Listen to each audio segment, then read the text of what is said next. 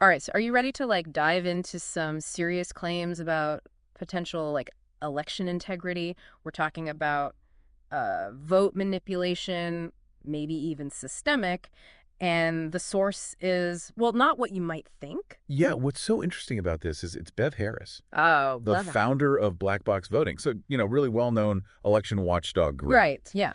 But she's talking to Alex Jones, Oh, okay. who's known for, well, let's just say, making some bold statements. Yeah, exactly. So definitely not your typical academic paper. No. Right. No. So Harris is claiming that she's found what she calls a built-in backdoor in electronic voting systems Wow. that are used across the U.S. She calls it the magic key, and she says it could allow for widespread manipulation of votes. So to understand this magic key, we have to understand what she calls fraction magic. Okay. And what she's alleging is that there's a software feature that can allow vote totals to be altered at a central point. Uh-huh. So potentially impacting elections on like a national scale. Hold on. Fraction magic. That sounds like straight out of a fantasy novel. Right. How does it even work? So imagine instead of votes just being counted as whole numbers, Yeah. they're assigned like fractional values. Okay. And so she's arguing that these fractions can then be manipulated to shift the overall vote totals without raising red flags. Okay, I'm a little lost. Okay. Can you give me a real world example? Okay. Imagine a pie chart that represents like an election, Mm-hmm. and each slice of the pie represents a candidate's vote share. Yeah.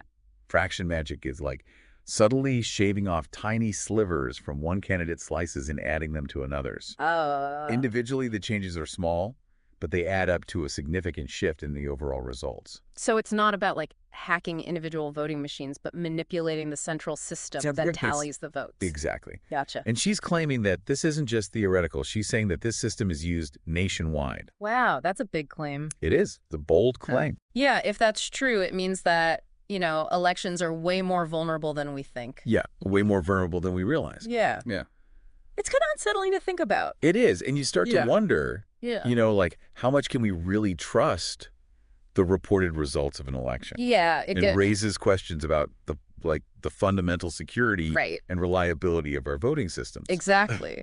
And it gets even more interesting because Harris is claiming that this fraction magic was implemented back in June 2001 by a programmer with, let's just say, an interesting past. Yeah, this is where things get a bit more, conspiratorial. Right. She says that this programmer had a history of computer fraud and previously worked for someone that was connected to the Watergate scandal. Wait, Watergate? Like the political scandal that brought down a president? Yes. That's a serious accusation. It is. It definitely adds another layer to this story. Right. We have to be cautious here, Yeah. right? We don't want to just jump to conclusions. Correlation doesn't equal causation. Of course. Yeah. Right. Yeah. But it's hard to ignore these connections. Yeah. Right? Like if this programmer really did have this history of manipulating these types of systems, it makes you wonder about their intentions. Yeah, for sure. It begs the question, was this software feature implemented with malicious intent, or is this just a coincidence? Right. Exactly. So let's just say for a second that Harris is right. This fraction magic is real, and it's as widespread as she says and as dangerous. What can we do about it? Well, her solution seems pretty simple. Okay. She says just make the digital images of all ballots publicly available online. I don't know if I follow. How would that help? So think of it like a digital paper trail. Okay. Each digital ballot image Yeah. would have like a unique serial number that could be cross-referenced with the physical ballot. Mm-hmm. If the numbers match, you know that that vote was recorded accurately. So it's like a way for anyone to audit the results Guaranteed. themselves. Exactly. And it would empower citizens to go and check the vote totals against the actual ballots. Wow, that's pretty radical transparency. Yeah. Huh. And what's even more interesting is that she claims these digital ballot images already exist. Wait, they already exist. Yeah. If they're already being created, then why not just release them? What's the holdup? That's a question that she and many others are asking. Right. It raises suspicions about why these images are being withheld. It does. This is a lot to wrap my head around, but before we get too much further, I want to go back to how this fraction magic was discovered in the first place. Who found this? So we need to talk about Benny Smith. Okay. He's the database programmer who brought this whole issue to light. Okay, who is this guy?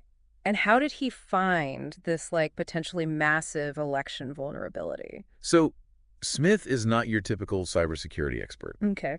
His background is actually in finance programming and political demographics. Wow. And so this unique combination of skills gave him like a very different perspective on the voting data. So he wasn't even looking for this fraction magic, but he found it anyway. Exactly. Wow. It really highlights the importance of diverse perspectives and the power of, someone with the right skills being in the right place at the right time. It's like he had the perfect set of keys to unlock this hidden door in the system. Yeah, it's a great reminder that sometimes the most important discoveries come from unexpected places. Yeah, for sure. And in this case, it could have huge implications for how we understand election security.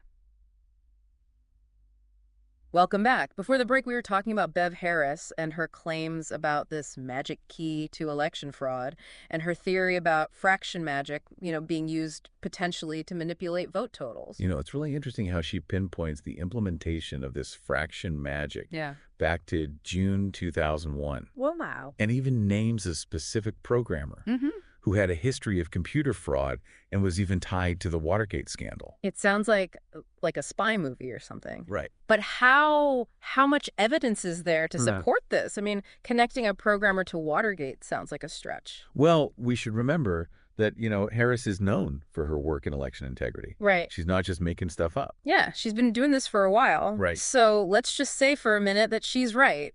Okay. This fraction magic is real and it's as widespread as she's claiming. Mm-hmm. What are the implications here? Could this actually impact elections on a national scale? That's the big question, isn't it? Yeah.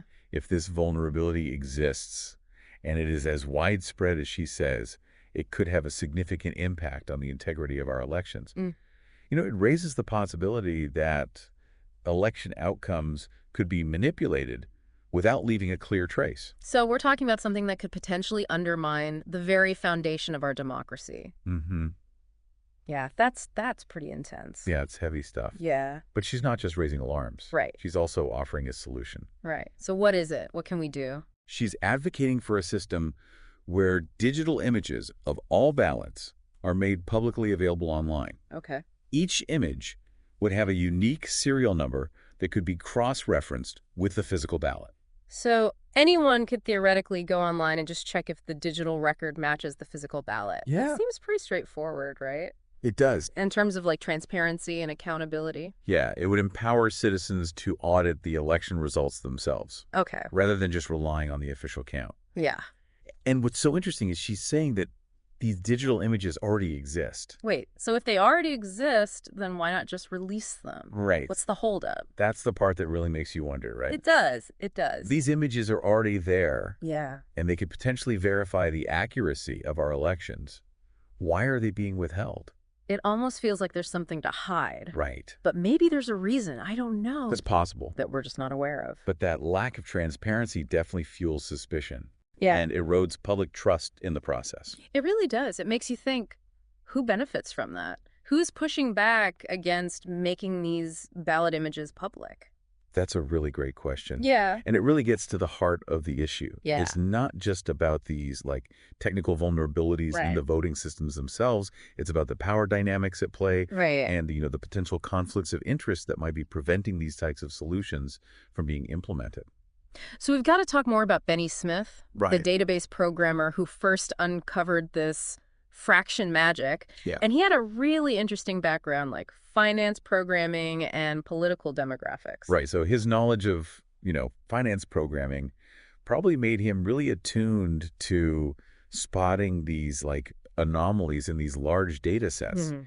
And his understanding of political demographics may have given him some insight into how voting patterns could potentially be manipulated. So it wasn't just luck that he discovered this. He had the right skill set and the right, mindset Yeah, to absolutely. actually, discover this. Exactly. Right. It's a reminder that sometimes those breakthroughs come from people outside of the traditional, expert circles. And it highlights the importance of diversity in any field. Absolutely. Right. You need people with different backgrounds and perspectives to be able to, challenge assumptions and see things in new ways. If everyone is coming at a problem from the same angle, Yeah. they're probably going to miss the same things. Yeah. Okay, so I want to go back to that cryptic statement Harris made about the 2016 election. Right. She said, whether or not she wins, she will win, referring to Hillary Clinton. Yeah. What do you think she was getting at with that? That's a statement that's been analyzed and debated a lot. Yeah. Some people think that it was a prediction of, like, outright voter fraud, Yeah. and others interpret it as more of a comment on the power of media narratives and how the establishment can influence the outcome of an election. So it sounds like, regardless of how you interpret it, it implies that she believes that there were forces at play in that election beyond the voters themselves, whether it was through manipulation or some other subtle form of influence. Right. It seems like the implication is that the outcome was in some way, predetermined. That's a pretty serious allegation. It is. And one that raises these, like, profound questions about the fairness and legitimacy of our elections. So if she's right, Hmm. if there really are these powerful forces working behind the scenes to influence election outcomes, what does that mean for the future of our democracy? That's a question that we should all be thinking about. Yeah. If we can't trust that our votes are being counted fairly and accurately, Yeah. if we believe that the system is rigged against us, then that really undermines the foundation of our entire democracy. Yeah, we've covered a lot of ground here, from the technical details of fraction magic to the broader implications of election manipulation. And it seems clear that there are a lot of concern about these vulnerabilities and the potential for, these powerful forces to influence election outcomes. But we should remember that, as citizens, we have a role to play in protecting the integrity of our elections. Okay, so how? How can we do that? We need to be informed, engaged, and we need to be willing to demand accountability from our elected officials. Okay, so it's not about getting lost in these conspiracy theories. Right. It's about being informed citizens who are actively participating in our democracy. Exactly. Okay, good. And this brings us to another company that Harris mentions in relation to these voting irregularities. Okay. Dominion. Ooh, right. She claims that Dominion, a major provider of voting systems in the U.S., uses a process called fractionalization in their vote tabulation systems. So this fractionalization is essentially the same idea as fraction magic, right? Yeah, it's basically assigning fractional values to votes instead of just counting them as whole numbers. Right. And Dominion has actually acknowledged using this process. They have? Yeah, but they say that it's for marketing purposes. Hold on, marketing purposes. How does assigning fractions to votes help with marketing? I don't follow. Yeah, a lot of people are skeptical. Yeah. Critics argue that fractionalization opens the door to potential manipulation. Right. Even if the original intention was, totally benign. So we've got another layer of complexity here in this potential for manipulation.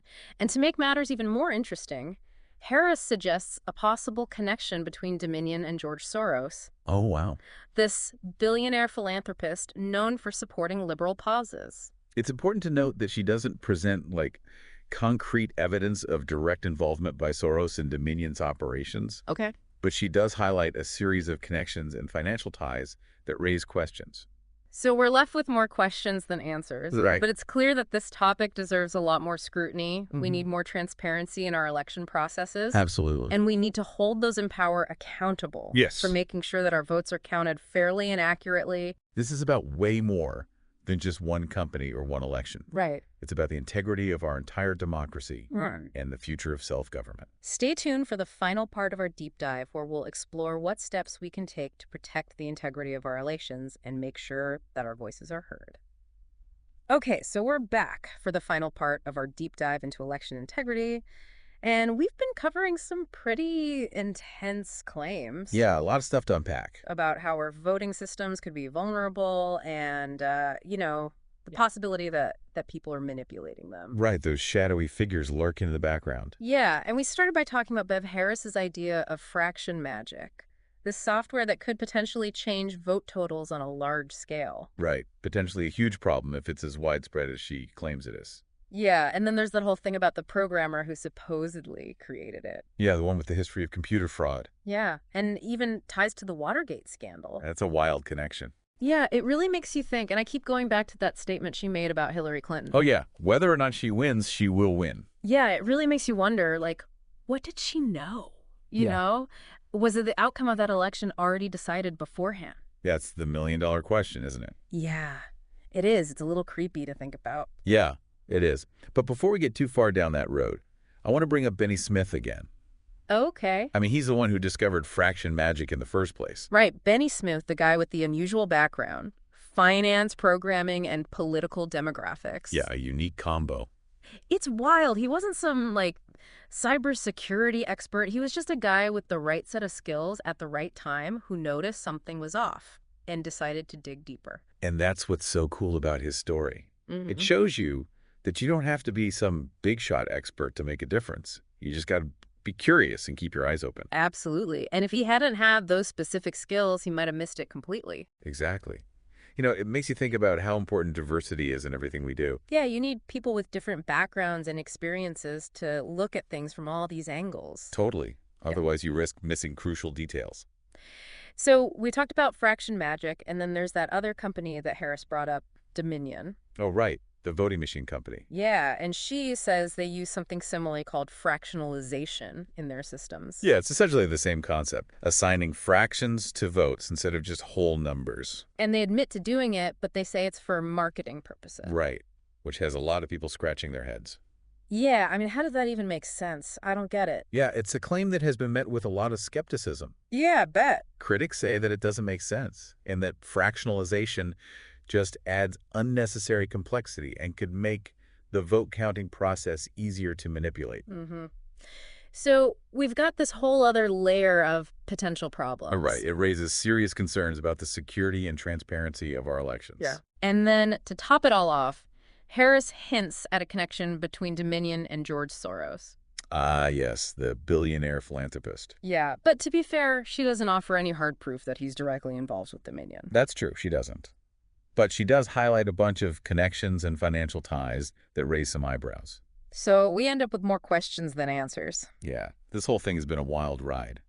Yeah, it has. It can make you feel kind of helpless, you know? Like, what can we even do about all of this? Well, we can start by staying informed.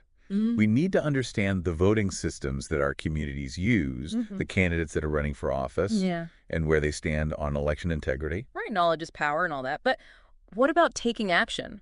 What can we do beyond just staying informed? Well, we can support organizations like Black Box Voting, who are doing the hard work of uncovering these issues Yeah. and fighting for solutions. We can contact our elected officials and tell them we demand more transparency and accountability. Yes, and talk to people about this stuff. Spread the word to our friends and families and neighbors. Yeah, the more awareness we raise, Mhm. the more pressure we put on those in power to actually do something about this. Right. It's easy to get overwhelmed by all of this, right? Oh, yeah. It feels so big and complicated. It is, but we can't let that stop us. Yeah. Every voice matters, you know. Mhm. Every little thing we do adds up to something bigger. So what we've learned today is don't get lost in the conspiracy theories. Don't feel helpless. Right, we have power as citizens. Stay informed, use your critical thinking skills, and hold those in power accountable. That's the key takeaway. So this has been a wild ride, this deep dive. We started with this interview and ended up exploring all these potential vulnerabilities, hidden agendas, and a ton of unanswered questions. That's how it always goes. But I gotta say, I'm leaving with a sense of hope Exactly. and a commitment to protect the integrity of our elections. What about you? Absolutely. This deep dive is just the start of a much bigger conversation that we need to be having. Well said. Thanks to everyone for listening, and we hope this has inspired you to learn more and get involved. Yeah, the future of our democracy depends on people like you, staying informed and engaged. So until next time, keep digging, keep asking questions, and keep diving deep